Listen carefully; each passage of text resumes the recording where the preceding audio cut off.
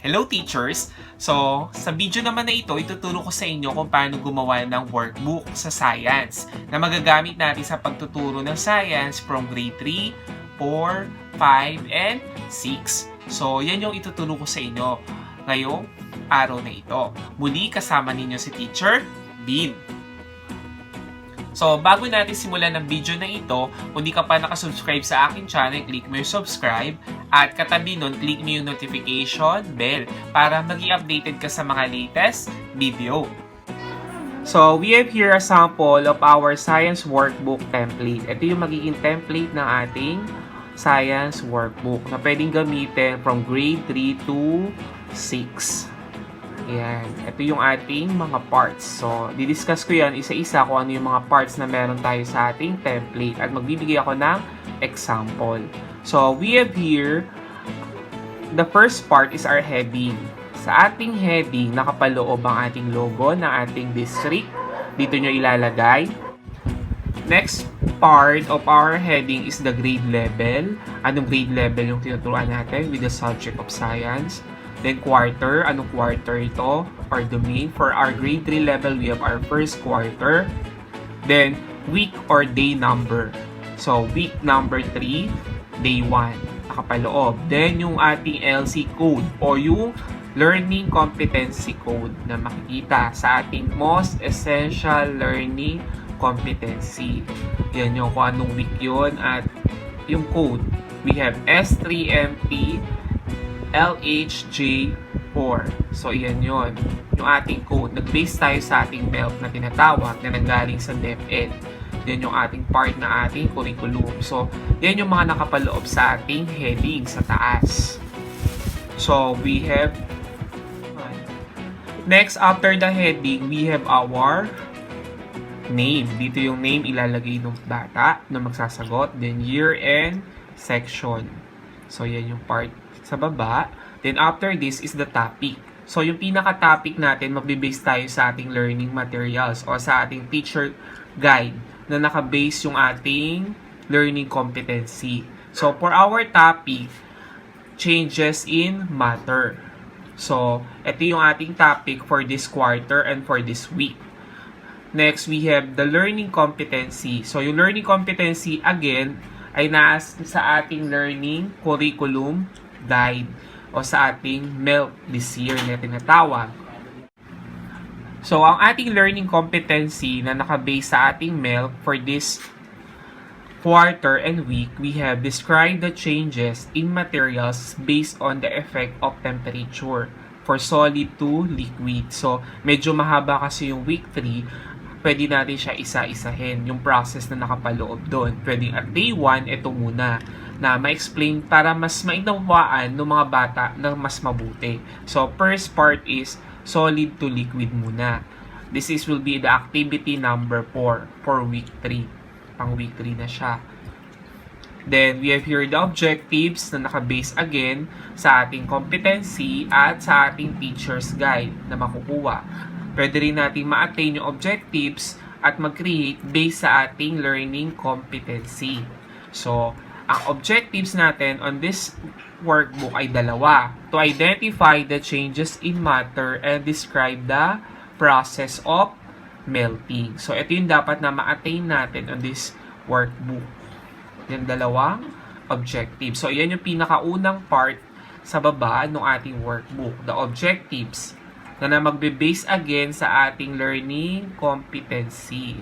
Dito pa rin, sa ating learning competency siya. Naka-base yung ating objectives. Okay.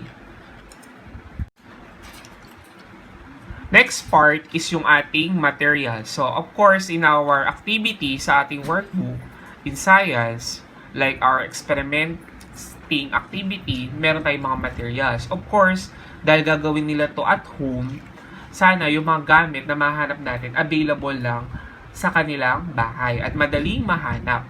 So, we have here ice, plate, chocolate bar, any brand, or ice cream. Pwede rin. Mabilis na tindahan lang. Watch or timer. So, napakasimple lang ng materials, no? Kayang hanapin ng mga bata at magawa. Next, under part 2 ay yung reference na pwede nilang gamitin or pinagawa na natin ng activity or sa natin binase para maging reference nila while answering the activity na maging while they are doing the activity may magamit sila materials kung saan pwede mag-research no answer also.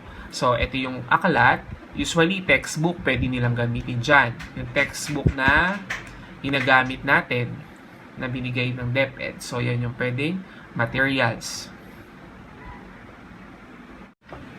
So, next part natin, yung part 3 na ng ating workbook ay yung procedure. So, ano ba ang procedure? So, the procedure is the step-by-step activity or action to be done during the experiment or in their workbook.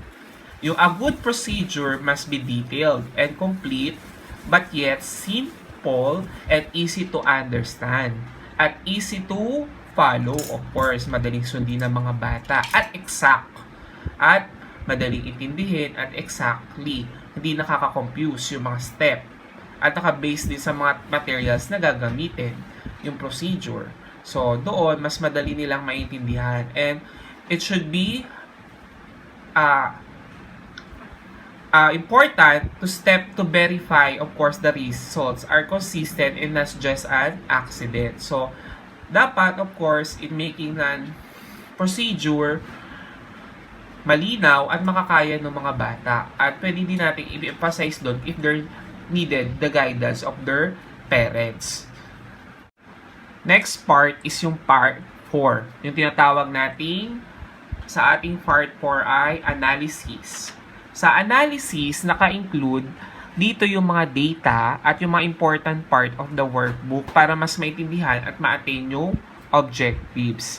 So, dito, it will help them make sense do sa mga data at ma-organize clearly at ma-read yung mga format that you can reach into a conclusion. So, sa analysis, binubuo natin din siya ng mga guided questions para mag-guide yung mga bata papunta doon sa concept o doon sa idea na dapat nilang maintindihan. Usually, ang analysis ay magbe-base sa results ng ating procedure. So, doon siya magbe-base yung analysis. It may be comprised of guided question na magli-lead sa kanila para ma-attain yung objective na ating tinuturo at this topic sa topic na ito. And the part 5 is what we call the generalization. So, generalization is the overall results of the experimental procedure na ating ginawa and analysis. Ini-explain dito yung na-propose nating hypothesis at the beginning of the experiment. At mapapatunayan dito sa generalization based sa mga procedure na ating ginawa. At maglilid sa atin para ma-attain natin yung objectives at mabigyan kasagutan kung ano yung ideas or concepts na dapat malaman ng mga bata. It will also explain also yung mga ideas regarding do sa mga questions sa analysis. So, dito maglilid na yung pinaka overall answer sa competency na ating tinuturo. So, dito makikita nila yan sa generalization. Dahil nga sasagutan nila to on their own, pwede natin sila bigyan also ng guided question like sa grade 3 para mag-lead sa kanila to generalize at matuto at start sa simula. And part 6, we have the application. So, the application for us, ang application is ano ba yung magiging impact nito in the real life doing this workbook or answering this workbook, of course, and matutuhan yung concept, 'di ba? Yun yung application. Paano ba nila 'to ma-apply sa life? 'Di ba? Yung natutuhan nila dito or ano yung mga concepts or activity or ideas na related in real life dito sa lesson na 'to para magkaroon sila ng learning and application na tinatawag.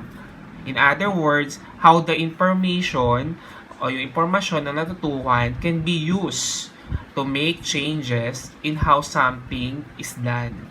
So, paano nila magagamit in real life. So, or ano yung apply nila o ma-apply nila ito sa anong paraan sa tunay na buhay. So, yan yung nakapaloob sa application. So, it can be lead also using a guided question. So, our last part of our workbook is the enrichment activity. Ito na yung part 7 na enrichment activity.